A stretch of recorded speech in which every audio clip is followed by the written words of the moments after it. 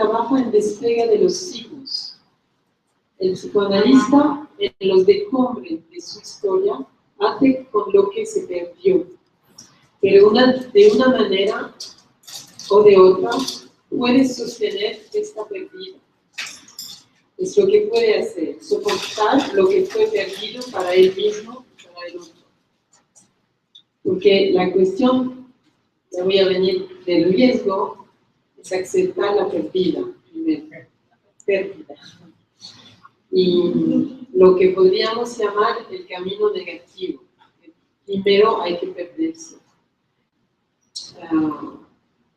Seguimos un poco adelante en esta desinterpretación.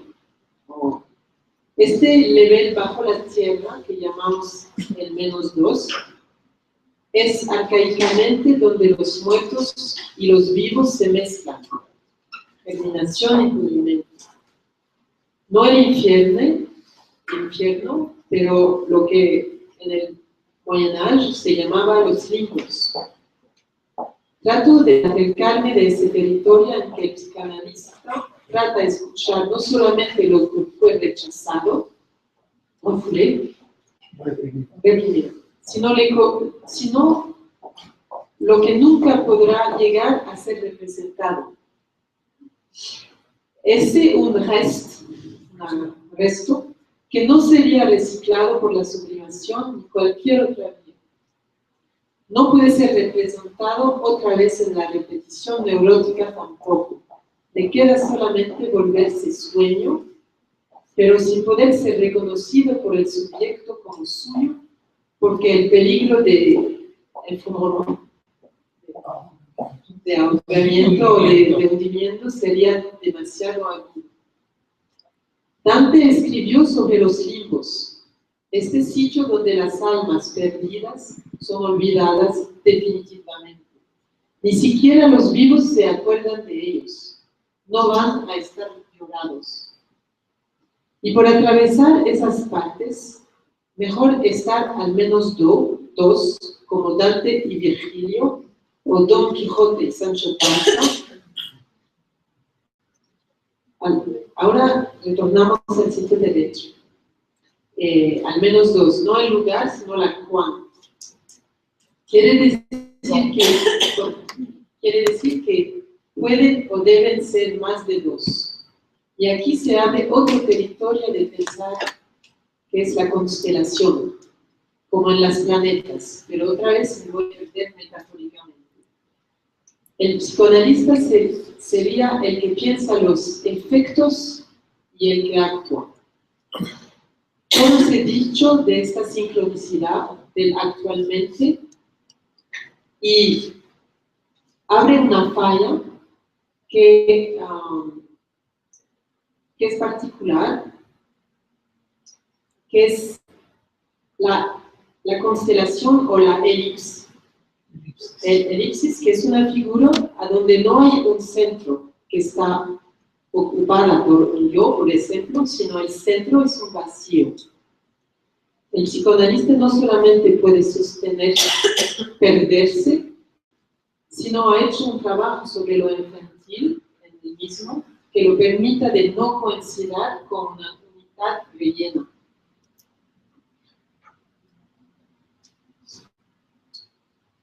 Esa historia de coincidir empieza con la lengua. La lengua materna es nuestra unidad siempre perdida. El gozo de la ecolalia de la lengua materna, una vez la perdimos y desde allá tenemos que inventar nuestro camino en una lengua que nos pertenecería, con intercambios de significantes que van a cruzar muchas lenguas perdidas, que también son las lenguas de los muertos. Perder el gozo de la lengua materna es tal vez la única vía para traducir el mundo en una lengua otra. Porque el analista sostiene que hay un centro desocupado que no será ocupado por nadie, ni el paciente, que permite que se invente un inconsciente para dos, ni también el mismo.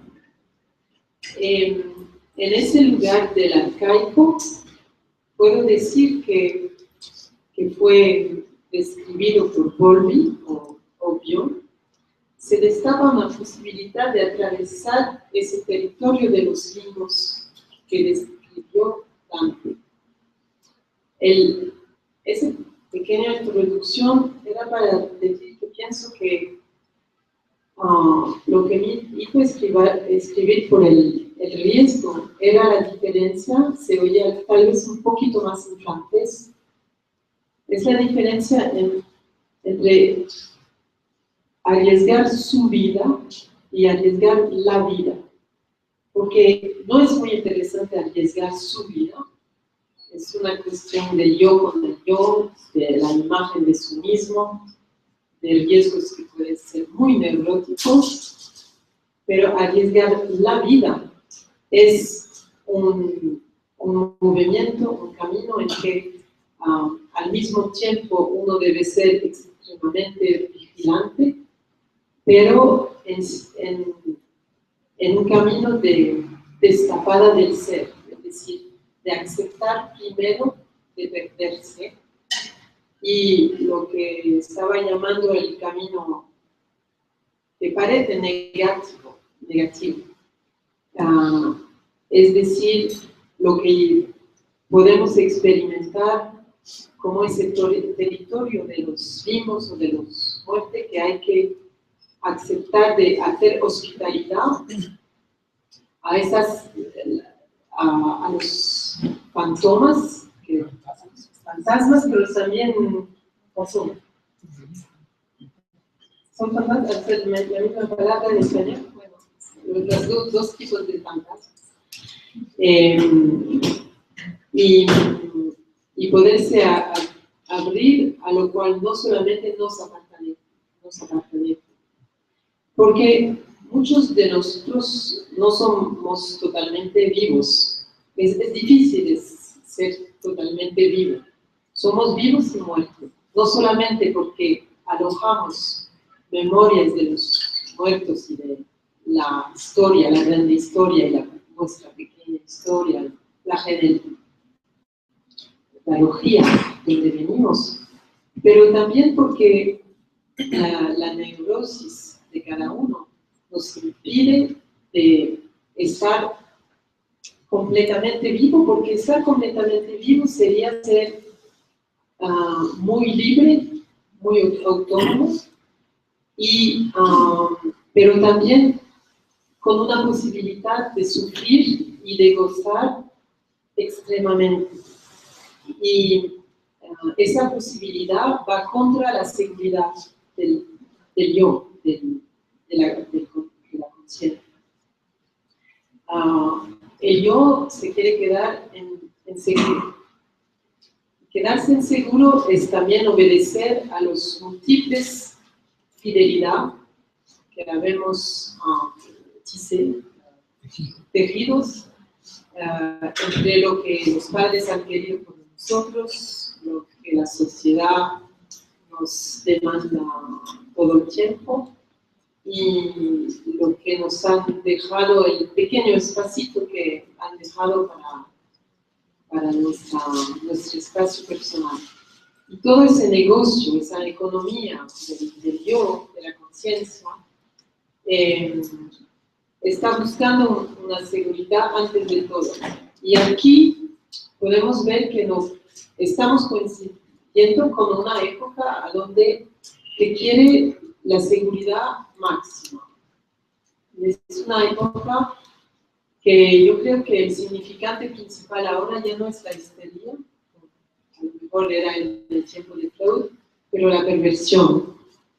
Porque ya no tenemos que hacer con una censura exterior, con niveles de poder, así, del ejército, de otras cosas que nos van a imponer sobre nuestra vida. Es mucho más sutil. Estamos en un momento de servitud voluntaria, en que nosotros mismos dejamos nuestra libertad para estar en seguro. Y pedimos a una sociedad, hizo una mamá, que era la Big Mama, de protegernos a todo costo.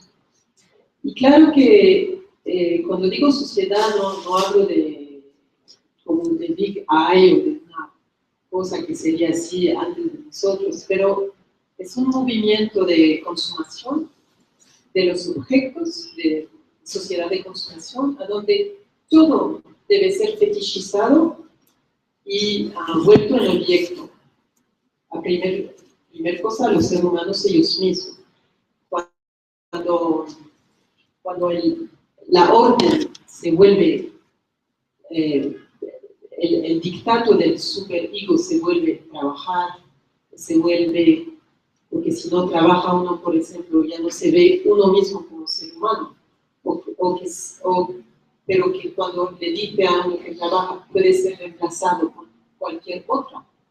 Entramos en un momento en que esa consumación no solamente vuelve a las personas las objetivas, pero también sería como si nuestros deseos podían ser aliviados o acumulados por objetos, medicamentos, eso tenemos como analista a ver con eso mucho, medicamentos, drogas, objetos, iPhones, cualquier cosa. El mensaje es, si tienes un deseo, eso puede ser colmado. Entonces, una persona que sería capaz de, no solamente de decir no, porque cuando dices no ya estás entremetiendo en esa economía, pero más bien que el deseo no se vuelva besoin, necesidad, y que se pueda sostener la frustración.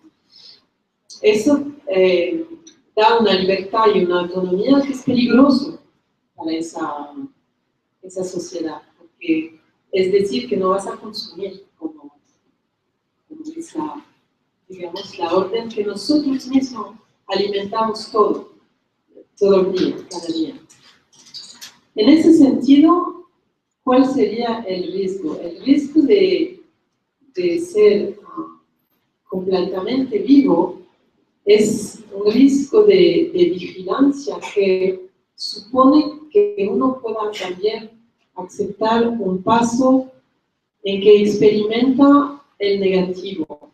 No tal como negativo, pero como un momento de la vida. Por ejemplo, hay todo un discurso, le tomo un ejemplo, puede ser la solitud, puede ser la palabra, pero pongamos la dependencia. Todo el discurso hoy es, tenemos que ser autónomos, tenemos que ser, pero toda la lógica que lo estaba diciendo va al contrario. Es que uno deja aquí su libertad y el conocimiento de su deseo para entrar en esa servitud voluntaria. Y aquí hay también la perversión, es que las palabras se ponen totalmente de revés. Es decir, ese paso que te dice que vas a ir por la autonomía es falso. Todo está hecho para que la dejes de tú mismo, sin que nadie te la pida. Pues venimos de un otro ser humano, ¿no? de una madre, por ahora. No sabemos de la biotecnología mañana, pero por ahora siempre está así. Entonces venimos de esa cosa totalmente escandalosa, que venimos del dos que fue uno. Y eso yo pienso que no está todavía pensado, bastante, porque crecimos hasta yo, pero primero hemos venido de emociones, de curso, de sueños que fueron el de otro ser, que fue el mundo para nosotros. Y vamos sobre una solitud y un ser yo progresivo, ¿no? Y entonces la dependencia es a la raíz de nuestro ser. ¿Cómo uno puede ir hacia su libertad si no hace la experiencia de la dependencia voluntaria? Yo pienso que cuando a uno se dice, en todos los libros que encontramos, ser autonomía, ser autónomos, eso es falso. Pero si uno podía ponerse en condiciones de dependencia y de ir hasta la raíz de cuál es ser dependiente otra vez, de manera voluntaria, no como cuando estamos bebés, a lo mejor se va a destapar una cosa que vamos a poder experimentar después y en ese recurso de la autonomía. Es decir, es lo que llamo el paso negativo. Por ejemplo, en una buena, digamos, psicoanálisis, es el caso. Hacemos una experiencia de dependencia alienista, pero que nos lleva hacia nuestra libertad. Por eso a veces el final es difícil, porque cae una cosa de esa dependencia y nos pone en frente de lo que podemos sostener de nuestra solitud y de nuestra soledad. Y yo pienso también que arriesgar la vida es tal vez encontrarse y enfrentarte con nuestros muertos, es decir, los que traemos en nosotros, no solamente la muerte, pero el hecho que somos efímeros, porque eso es normal, lo olvidamos todo el tiempo, hacemos como si íbamos a ser siempre aquí, pero somos migrantes todos, ¿no? Y yo creo que si uno Hannah Arendt, la filósofa, decía que una cosa que fue lo más difícil cuando se fue de Alemania era que para ella apartener a un pueblo alemán y por cada uno de nosotros era coger consumismo en el exilio su lengua y sus muertos. Y en su caso no podía ni hablar más alemán porque le odiaban, porque se había tornado la lengua alemana y los muertos pues no, se habían ido en el humo. Entonces, que era un exilio como fatal, primero en una historia de poder estar sin esto. Pero muchos de cada uno de entre nosotros hacemos así, estamos en exilio sin nuestra lengua y sin nuestros muertos, y hacemos como si íbamos a acumular cosas, fetiches, pero sin memoria de que todo va a pasar. ¿Y cuál sería consentir al efeméreo, al momento, al efímero? Tal vez por eso uno de mis batallas es contra uno de los síntomas, por lo menos en Europa, de actuales los medicamentos. No es que no soy tan radical para 20 años, cuando empecé, pienso que a veces un medicamento puede sostener un momento el pensar cuando uno se siente en el borde del suicidio o cuando las fuerzas del ser están totalmente acabadas. Pero no hablo de eso, hablo de los medicamentos ordinarios que cuando el médico o el psicólogo o el psiquiatra se encuentra en frente de un sufrimiento extremo o de la angustia, la primera cosa es acabar con la angustia. Pero cuando se acaba con la angustia, se acaba con la misma cosa que te puede salir de allá. Y que la angustia es el otro lado de las fuerzas de cambio del ser. Muchas veces en la depresión, como sabéis, para decirlo muy sencillamente, las fuerzas de conservación en el estadio y las fuerzas de metamorfosis, de cambiar tu vida, se confronten y la neurosis está siempre del lado de las fuerzas de conservación, ¿no? Y odia a lo nuevo, odia a lo inédito, a lo que no sabe, a lo inédito. Entonces, como para dar pasaje a las fuerzas de metamorfosis del ser, del devenir, del crecimiento, hay que sostener algo de la angustia sin caer en la trampa que te pone la angustia, que es, no tiene sentido. No, claro que tiene sentido y que es una batalla que no quiere dar su nombre. Entonces, pero llegar hasta el centro de esa batalla cubre la angustia.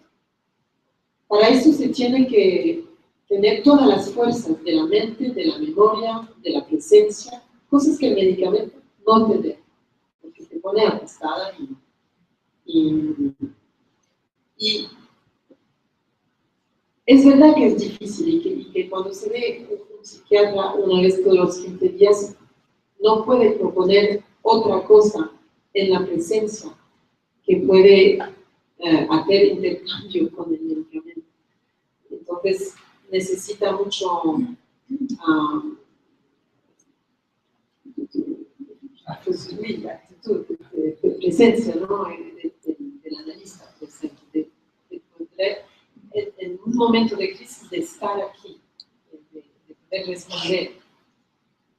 Pero también vale la pena porque si una depresión grave no se ve también como una suerte de cambio, ¿para qué entonces? Justo vamos a pasar el momento con medicamentos y va a venir otra vez, claro. Y esa suerte también, pero es de un precio terrible, ¿no? Si no la cogen, si el psicoanalista él mismo tiene miedo de lo que va a pasar con el paciente si no le da medicamentos, ¿cómo quiere que el paciente mismo coja el riesgo? Los dos son así como pajaritos en la luz y están estupefactos, no pueden inventar un propio paso.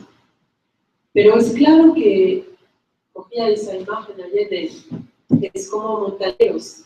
Somos como montañeros que vamos en el paso de una montaña con mucha altitud. Se pueden poner las manos y los pies helados.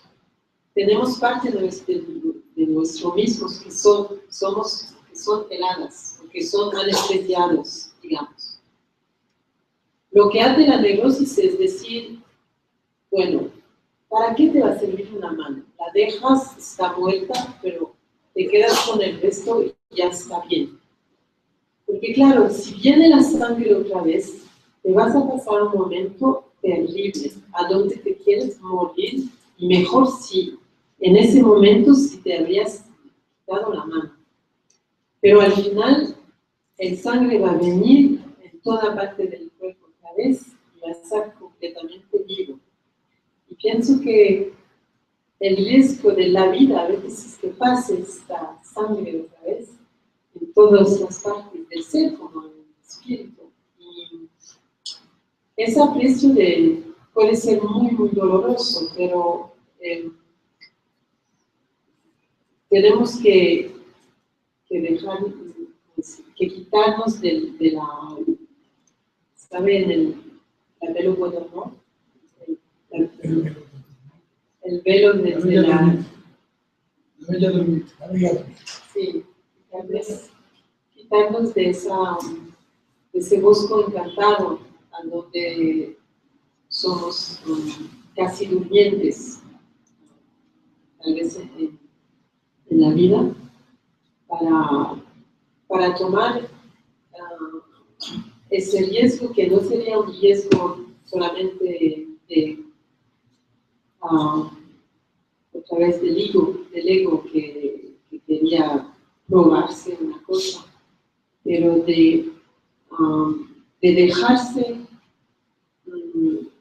de dejar la vida llegarse de él también. Si queremos, podemos hablar juntos o... Sí. Sí, preguntas antes. Ok, muchas gracias.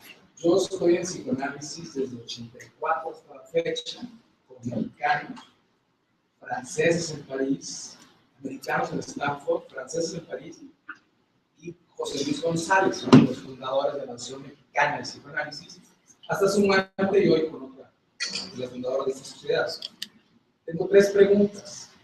La primera, la función, soy economista también, aparece en el capítulo 3 y 4 del Capital, tomo 1, la pulsión por la mercancía. De ahí le extrae, según mis cuentas, Freud. Y lo que no entiendo es mi pregunta, ¿por qué hablas de que en la actualidad hay una pulsión por la mercancía? Como algo para redefinir el tratamiento de la angustia o el aplazamiento del riesgo. Ya hasta Marx me explica, Dixit Piketty, la continuidad del capitalismo. Entonces no entendí en tu elaboración por qué la pulsión por la mercancía, el consumo de la mercancía, hoy iPhone, antes años de lana, decía Freud, de Marx, es diferente. No entiendo. 2, en estos de 84 a 2015, ni en Francia, ni en México, ni en Stanford, ningún psicoanalista de orientación freudiana ha prescrito una medicina en mi persona, ni la de ninguna persona que yo conozca que era un psicoanalista de orientación freudiana. Hasta donde tengo entendido está prohibido en México, Estados Unidos y Francia. Solamente un psiquiatra. Y en todos los años de tratamiento ha sido discusión de que siempre tiene que haber un psiquiatra y un psicoanalista. Así me pasó en París, en México, en Stanford y aquí. Nunca el psicoanalista, por los que he estado en la orientación freudiana, ha prescrito una droga. No entiendo entonces cómo hablas tú de que psicólogos, psicoanalistas prescriben benzodiazepinas o Prozac o lo que esté de moda ahorita. Y 3, dependencia. Es un término que a lo largo de toda mi experiencia, desde el diván, freudianamente me han dicho, no existe la dependencia. Me extrañó ver en tu libro y en tus textos el término dependencia porque hablo de Arsema, me idea de la psicoanálisis. Entonces, ¿por qué o cómo lo metes cuando todo el cuadro teórico que he estudiado, he vivido, dice que eso no existe? Que la dependencia no existe. Sí, gracias. Entonces, la primera de la economía, eso no es difícil porque para realmente hablar tendríamos que ir muy lejos en la filosofía. Pero bueno, lo que voy a tratar de decir es sí, el mundo ha cambiado mucho. Ya no somos en los niveles de, ya no es el objeto. He dicho el objeto para decir una cosa que lo simbolice todo, pero en realidad ya no somos en objetos. La economía ya no se fundó, ya no es entre el precio que cuesta hacer una cosa, porque eso se va desvaneciendo. Es el usaje, todo es el uso y la experiencia de los objetos. Es allá donde la economía se está poniendo. Más bien es Illich que ha entrevistado eso aquí. Y la valor, como lo dice Agamben, la valor de usario. La valor de uso es lo que viene ahora. Y la valor de uso viene con el cambios en la manera de vivir el tiempo también. La aceleración que vemos de nuestros ojos en el mundo desde 20 años, la valor del tiempo se vuelve casi lo número uno. Es decir, la valor de uso y la manera de contratar el tiempo y el espacio son los nuevos lugares a donde se pone la economía. Y cuando lo digo así es que, por ejemplo, para darte un ejemplo, en el momento de Marx, todavía el que no trabajaba tenía un valor, había el proletario que era el esclavo, y hoy en día es el contrario, ¿no? Es el que trabaja, que tiene toda la virtud, y el que no tiene trabajo, el que se sale del mundo social, ya acaba con ya no pertenece casi al mundo humano, no es que Marx sigue siendo increíblemente profético, pero hay decalajes hay la manera en donde el mundo tecnobiológico y nosotros adentro nos volvemos los propios instrumentos. Y en ese sentido, el tráfico humano se vuelve un tráfico, ¿cómo decir?, del consumo, pero de un consumo que no es tanto del objeto por sí mismo, que por ejemplo, del tiempo, del espacio, todo debe ser una persona. Hoy lo más importante es que sea acogida todo el tiempo por una cosa, que consuma, pero puede ser de holidays, de vacaciones, cualquier sea, pero que sea ocupada en lazos de consumación, que no la deje un instante afuera y en sitios a donde puede ser ella misma aparte de esos lazos de consumación. Y son la manera en que entra esa lógica hoy no es como el tiempo de Freud, la maestría, el gobierno, es esa función de la seguridad. ¿Hasta cuándo te dicen, por tu seguridad, no debes ir a eso, te pones a detrás? Es un significante que se puso fuertísimo de autocensura.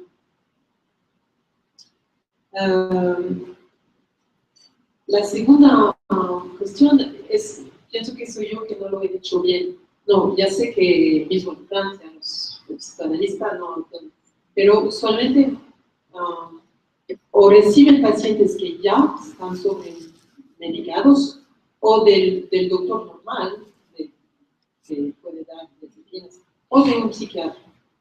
Y ellos muchas veces, pero no todos, hacen con eso. Ellos nos dan, pero o hacen con la ordenanza del psiquiatra, el paciente va a ver por otros medios, o del doctor normal. Entonces, el medicamento entra de todas maneras en la consulta, no de su parte a ellos, pero hay muchos hoy que no lo... Yo pienso que no logran decir no. Si empieza uno conmigo una psicoanálisis es sin medicamentos. Punto. Eso es lo que decíamos que... Y la dependencia, yo no veo a donde no existe. Ni en Lacan, ni en Freud, ni en Perdón, pero ni en Bion, ni en Winnicott. Eso me sorprende porque son los raíces del arcaico, ¿no? Venimos de ese sitio. A lo mejor no tendríamos la misma definición de dependencia. A lo mejor no es la palabra buena para decir ese interlazamiento. Por ejemplo, digamos, para hacerlo muy radical, estamos, ser humanos no estamos sin lenguaje. Podemos decir que somos al primero dependientes de la vocalización y del lenguaje para venir, para crecer como seres humanos y compartir y traducir. Estamos traduciendo del mundo a la minuta que estamos aquí, que mismo hemos oído el lenguaje de la madre, de los padres. Estamos en ese baño que hace de nosotros un ser parlante, hablando. Y podríamos a lo mejor decir que nos quitamos de la lengua materna para confrontarnos a cierto momento de nuestra vida infantil con el terror, que sería también una maravilla del real, y que frente a ese terror maravilla, no sé cómo es una sola palabra, del real, se va a inventar palabras que son nuestras dentro de un lenguaje que heredamos. Así se construye un lenguaje del ser. Entonces, sí.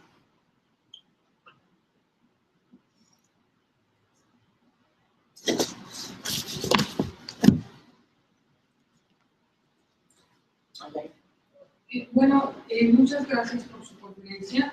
Yo creo que quizá tendríamos que retomar esta parte que usted dice ahora con respecto a los tiempos han cambiado, porque me parece que efectivamente así ha sido y que de aquellos delincuentes por sentimiento de culpa que hablaba Freud, ahora tendríamos quizá estos que marca Moyo como delincuentes por mandato de goce.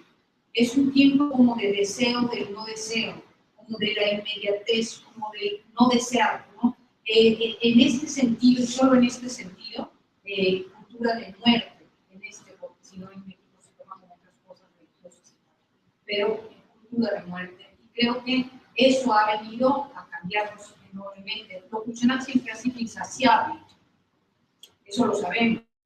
Lo funcional ni siquiera puede satisfacerse completamente y menos colmarse. Pero lo que es cierto es que tenemos ahora un punto que impele a esto y que nos empuje y que no podemos estar un instante sin consumir porque estamos fuera, casi fuera de la ley. Debemos mantenernos consumiendo. Así que me parece que este cambio del mundo, nosotros los analistas tenemos que dándonos cuenta de esto para poder escuchar al paciente quizá también de otras maneras, ¿no?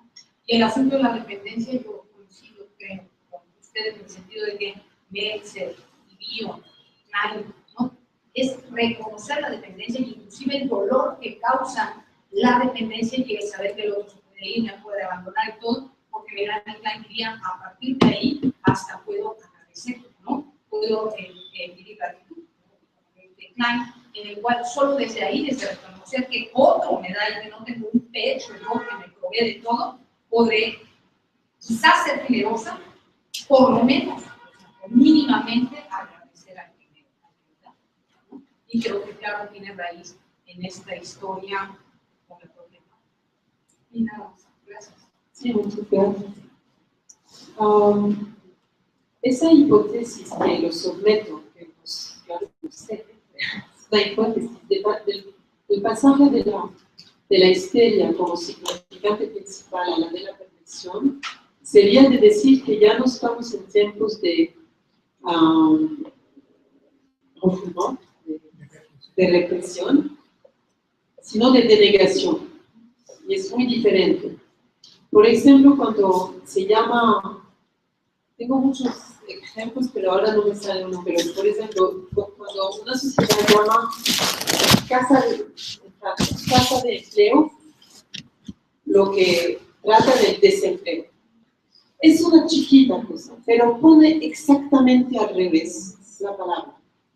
Y si uno se fija, las palabras están socialmente totalmente puestas al revés. ¿Y eso qué hace? Hace un empiezo, hace un empêchement, un impedimento de pensar. Porque si tú piensas las cosas, te vas por un sitio que no es. Y si piensas lo otro, pues ya no puedes tratar con la sociedad que te propone otro término. Entonces, hace una era de vacíos o de falsas palabras. Por eso también el discurso holístico. Son como tiempos donde las palabras son muy tejidas, pero no se sostienen sobre nada. Y hace una sensación de fascinación y de vacío, que a donde creo que lo que había previsto Freud, que el próximo síntoma más importante sería el narcisismo, sería la clínica del narcisismo. Y decía él mismo, ¿cómo se puede curar un narciso en análisis? Porque no hay medio que se puede enfrentar el vacío. Es que su imagen está en el otro. Entonces, hablamos de espacios, de espejos. Todo está en espejos, ¿no? Y entonces, si se construye uno con esas palabras, ni mismo falsas, pero reversadas, ¿cómo vamos a poder conectarnos otra vez? Porque yo pienso que la sola manera de resistir a eso no es el sí o el no, es un espacio de la propia sensibilidad. Es venir otra vez a sentir si es justo o no. Pero ese espacio del sentido está, y del secreto y de la interioridad está bastante atacado.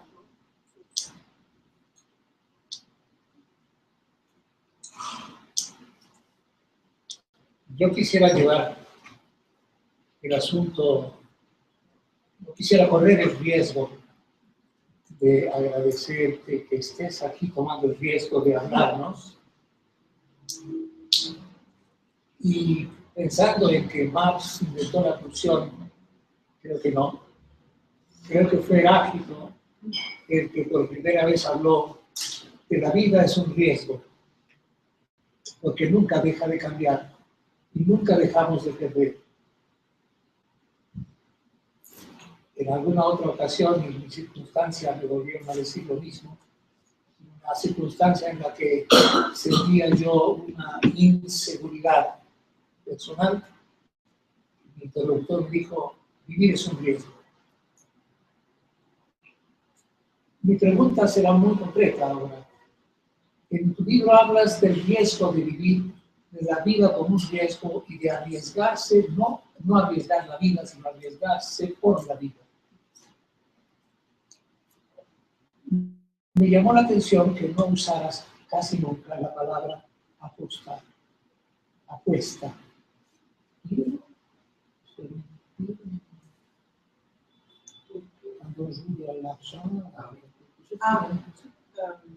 ¿Cómo se apuesta? Paris. ¿Cómo? Paris. Parier. Quizás son los datos de Nietzsche. Sí. Sí. O sea, es lo que está Sí. Porque me faltó esa pregunta. Sí. Nietzsche. Apostar. Riesgo, ¿por qué no es apostar como los datos de Nietzsche? Sí. Exacto. Sí, el apuesto bueno, Nietzsche es muy importante, pero Nietzsche tiene esa ética muy fenomenal que es, vive tu vida como si debía venir otra vez siempre igual.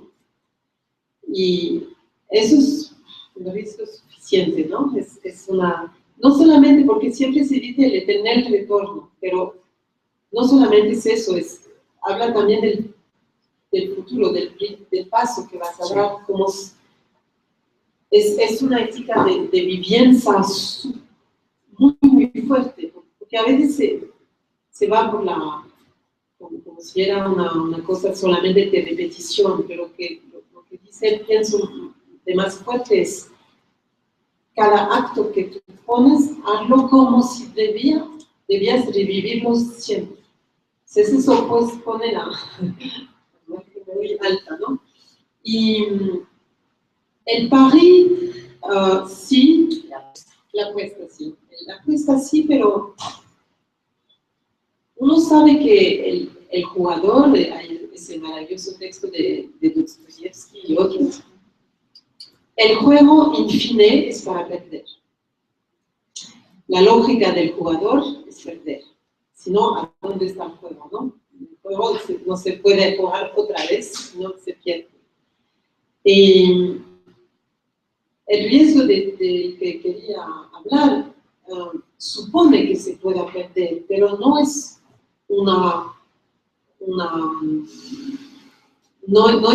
no sería cogido tanto por la pulsión de mort de la repetición. Y creo que en la apuesta hay una cosa que a mí me gusta mucho así, la idea de apostar es fuerte. Pero creo que también somos en posición entre seres humanos de responder, no solamente de apostar, pero de responder, de estar convocados por la alteridad. Por eso digo, venimos de la alteridad. La alteridad es antes, para mí es antes del yo, es antes del ser. Y no sé si una apuesta sí, pero entonces sabiendo que el otro a donde se adresa, a donde se apuesta, era anterior. Bueno, en relación al texto, me parece fascinante lo que hemos leído hasta ahora. No sé si nos pudieras hablar un poquito más, porque tú haces la definición y la diferencia entre la intensidad y el riesgo. Me parece que nos ayuda a pensar por qué la apuesta no, sino la intensidad se puede pensar como una actividad que se puede hacer compulsivamente, ¿no? Por ejemplo, leer una gran cantidad de libros, volverse un erudito, ser muy intenso en la lectura, pero el riesgo va por otro lado y creo que tú lo planteas ahí muy claro en el libro. Entonces no sé si me pudieras hablar un poco más de esta diferencia entre la intensidad y el riesgo. Ese sería un punto. Y el otro punto es en relación con el suspenso, porque también habla del suspenso y cuando alguien inicia un análisis, Freud les decía que no había que decidir nada, ¿no? Como que dejaran todo en suspenso. Justo cuando alguien inicia un análisis, es algo que queda suspendido, pero tú planteas que esa suspensión es la acción misma, ¿no? Entonces, no sé si puedes hablar un poco de eso. Sí, gracias. El intensidad vino, creo, esa palabra de mi clínica, intensidad, porque en términos de metáforas, pero en términos del inconsciente, creo que no hay bueno y malo. Pienso que hay gentes, hay infantes, empiezan en la vida a donde seres humanos están puestos en intensidades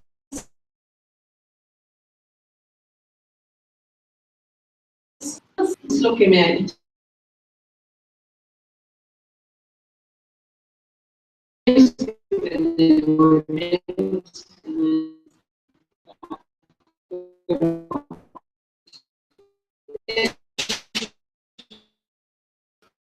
Esas intensidades puede ser un guión, pero puede ser una combinación.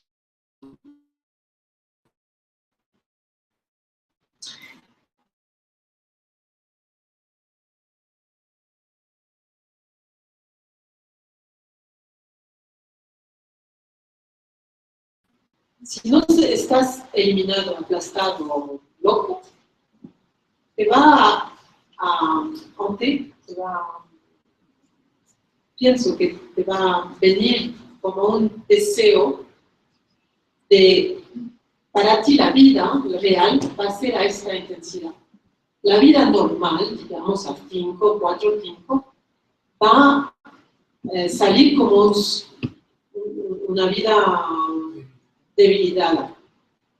Entonces puedes tratar de encontrar esa intensidad en drogas, pero también, no sé, haciendo el Everest o Fórmula 1 o cualquier cosa que te ponga esa droga de la intensidad recorrida otra vez.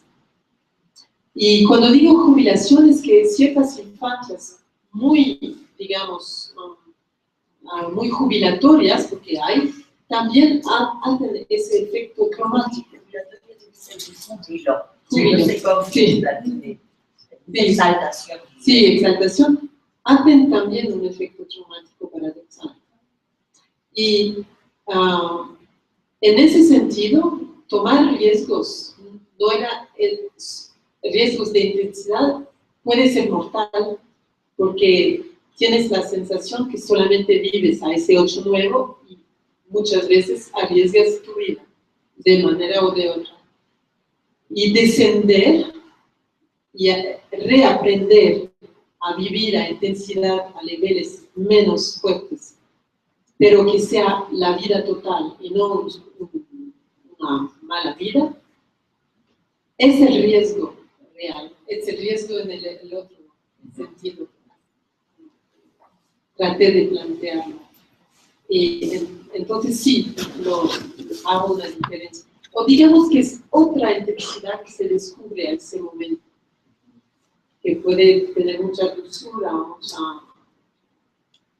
Y es un poco lo mismo con la suspensión, que sí, el suspenso que me mandó mucho la atención las páginas de Freud y la manera de que pedía a la gente de suspender los eventos de su vida y mismo de quitar su casa, dejar su casa y venir al lado de él y todo. Pero pienso que esa rarefacción de las cosas ordinarias de la vida, digamos, y las suspender, pueden aparecer como solamente una mise entre parénthèses de la vida. Sí, y no. Hay muchos momentos en que es, por ejemplo, es no coger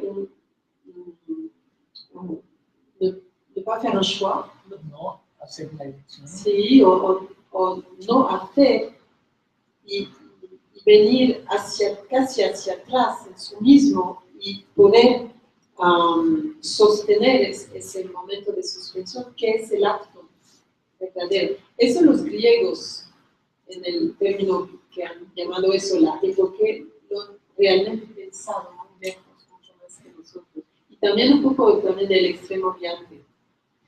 Pero no es simplemente una ausencia de actos, sino una otra manera de estar a sí mismo, en una escucha que te permite muchas veces, por ejemplo, de darte cuenta que la elección, en realidad ya lo habías hecho, pero no sabías lo que tú mismo habías elegido. Y hay que darse ese tiempo a sí mismo, en donde no estamos consumiendo, leyendo, tenemos esa actividad plántica, para darnos cuenta de a dónde estamos.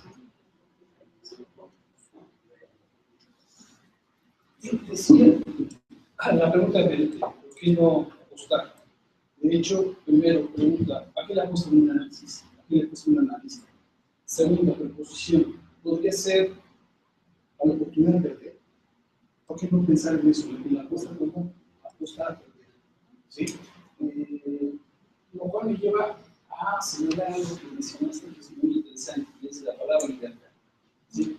Una palabra que los psicoanalistas generalmente tienen es ocho. ¿Sí? Y que a mí me parece muy importante para pensar en la realmente la práctica. Sí, pero la práctica, o más bien la situación de la convocatoria sería, ¿qué imaginas? ¿Qué imaginas como oportunidad de libertad? Cuando hablas de llevar al sujeto a una mayor libertad, ¿de qué se trata? ¿Cuál es la libertad?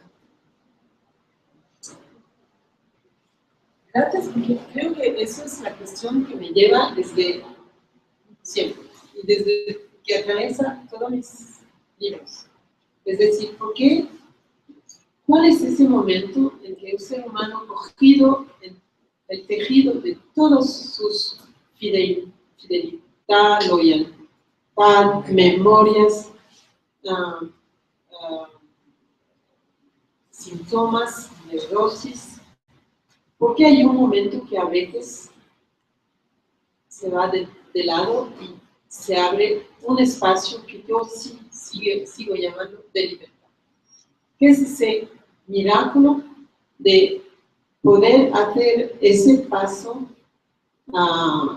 ese decalage, y que se abra una posibilidad de inesperado o de lo inédito? Claro que no tengo la respuesta, pero me parece la cuestión del psicoanalista también. Sí. Lacan, en el seminario 7, menciona el ejercicio que plantea Kant. Es decir, ofrezcámosle a un sujeto la oportunidad de pasar la noche con el objeto de sus sueños, ¿sí? Sabiendo que al día siguiente le espera el cadalso. Entonces Kant concluye que nadie aceptaría. Lacan dice, bueno, quizás si fuese no en términos de placer, sino en términos de gozo, en realidad podría ser que si alguien aceptase. Y sin embargo, Lacan en la literatura, Lacan en el discurso de Lacan, hay dos extraordinarios ejemplos. Uno es Antígona, ¿sí? Antígona, de la cual creo que viene y le ofrece 3 veces la oportunidad de decir que no estaba informada, ¿sí? Ella no sabía que él había hecho el edicto y que en todo caso quizás hasta podría arrepentirse de las cosas. A lo cual, en las 3 ocasiones, Antígona responde. Okay. El otro ejemplo, quizás mucho más importante, es Don Juan, sobre el cual la gente tiene una particular pasión. Pero ocurre efectivamente que Don Juan, en el cementerio, frente del comendador, ¿sí? Ocurre algo verdaderamente espectacular. Este es mucho más transparente, mucho más legible, como ejemplo que la vida antigua. El comendador le ofrece, ¿sí?, a Don Juan el paraíso. No es la muerte, no es el cadalso, es el paraíso, ¿sí? Es la totalización. Y le ofrece esa totalización como una simple oportunidad. Que Don Juan, ¿sí?, renuncie de su acto, renuncie de su deseo. Y él dice, no. Y se le ofrece 3 veces y 3 veces. Para mí, el único acto de libertad posible que tiene el ser humano es siempre una libertad. No hay, efectivamente, como bien señalaba el señor respecto a Felidas, las elecciones son forzadas. Las elecciones no hay libre elección. ¿Sí? No hay verdaderamente libre elección. Creo que la única libertad que el ser humano quiere, quizás haya alguna, pero creo que es el considero que es más o menos consistente, que podemos intentar ser, es la oportunidad, ¿sí?, de asumir la responsabilidad de lo que ha ocurrido, es decir, de las elecciones pasadas. Y ni siquiera solo de mis elecciones. ¿Sí? Antígona se hace responsable y asume la responsabilidad, no solo de sus elecciones, sino las de toda su estilo. ¿Sí? Okay. Don Juan asume la responsabilidad de sus elecciones a través del deseo. Y no tan simultáneo, no es eso el análisis. No es llevar el sujeto a la posibilidad de confrontar si es capaz de elegir, ¿sí?, libremente, asumir la responsabilidad. Claro, también tiene la libertad de no hacerlo. Soy totalmente de acuerdo y es la única definición para los griegos de la libertad. Pero es lo más difícil, porque en el momento que uno asumiría eso, y además no es una vez por todo, cada vez, es aceptar, por ejemplo, que tu vida presente es exactamente tu destino. No es falta de chismo, es decir, es renunciar a toda alivio, toda falta, culpa del otro. Es ajustar. Sí, es aceptar esa bebida, sí, claro, pero también pienso que si uno se puede a ciertos momentos entrar en ese acepto, cambia la posición subjetiva. Entonces se abre una cosa. No es para que se abre, es que ese acepto solamente, digamos, pasado y presente, abre un camino un poco diferente. Mismo si no es hecho por eso, y no se puede hacer por nada más que lo que se abre. ¿Sí? No, soy diferente, pero es un camino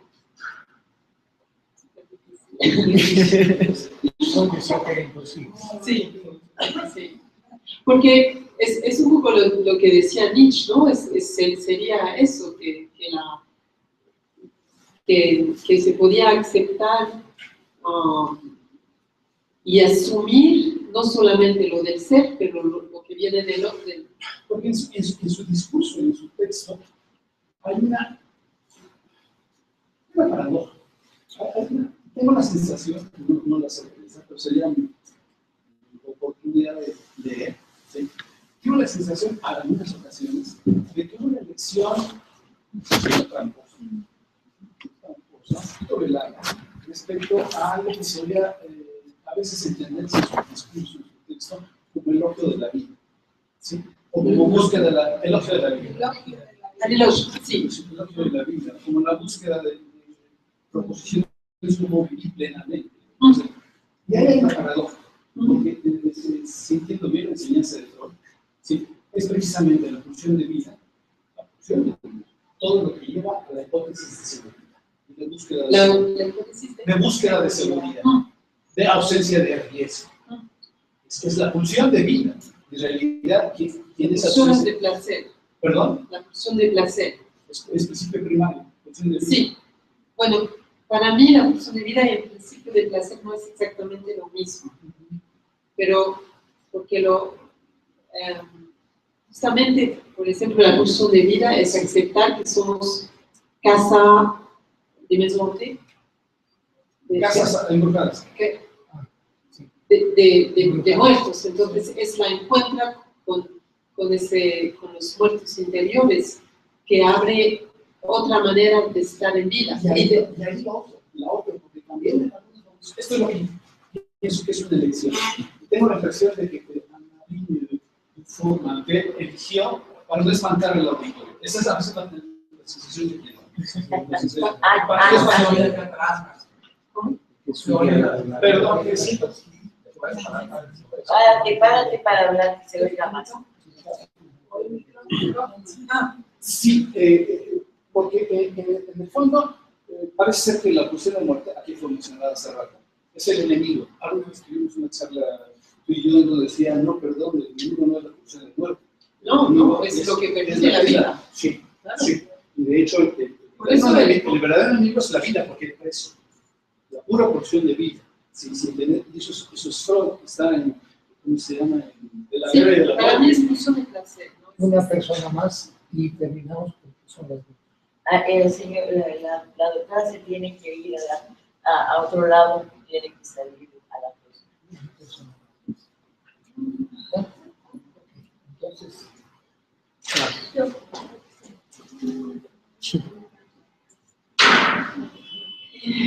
bueno, yo un poco siguiendo las diferentes intervenciones pensaba un poco en este tiempo de Freud.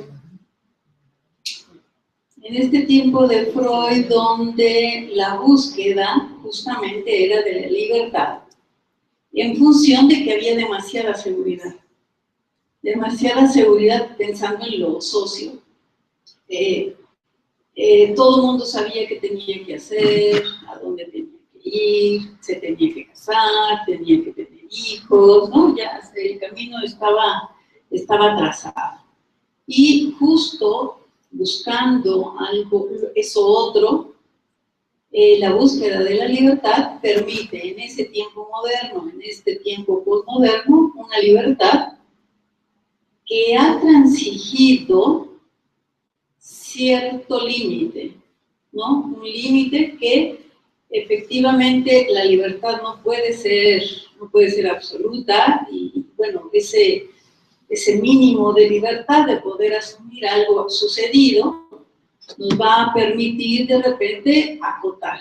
En este momento la acotación es un exceso, que es este exceso de la perversión, ¿no? de este momento en donde pareciera que las cosas no dejan huella, no dejan marca, y van a permitir que esto sea una constante satisfacción sin tiempo, ¿no? Sin demora.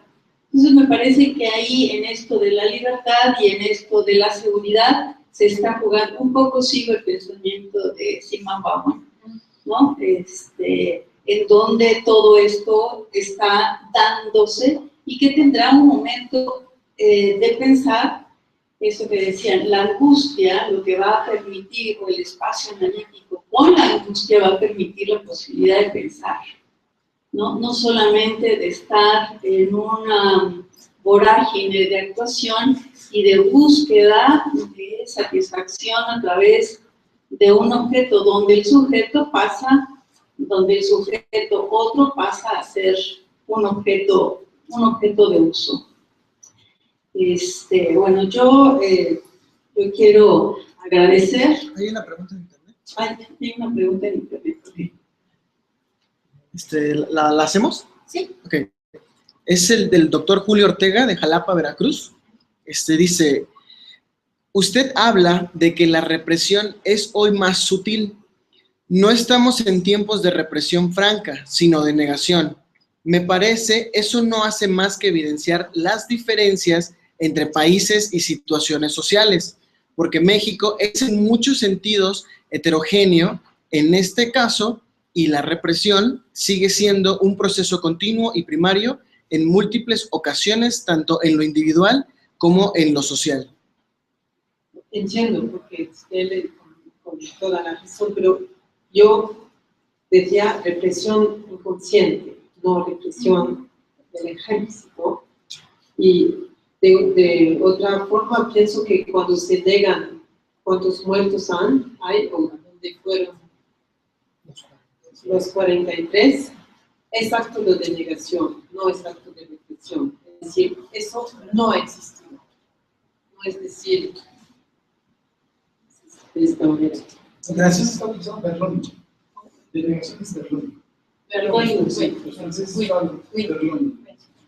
Bueno, en nombre de la propia y de la Sociedad Freudiana de la Ciudad de México, agradecemos primero la visita y la generosidad de Anton Kurmantel, ¿no? De esta mañana, una mañana clínica, una supervisión, en donde estuvimos trabajando en este momento una conferencia que permite la posibilidad de pensar y del trabajo que ella está haciendo y poder seguir su pensamiento.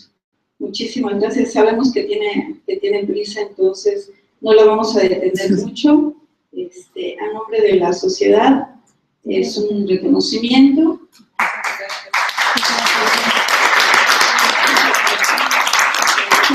Gracias a ustedes también por su presencia, por sus participaciones. Gracias a la gente online también. Y bueno, nuestras actividades continúan.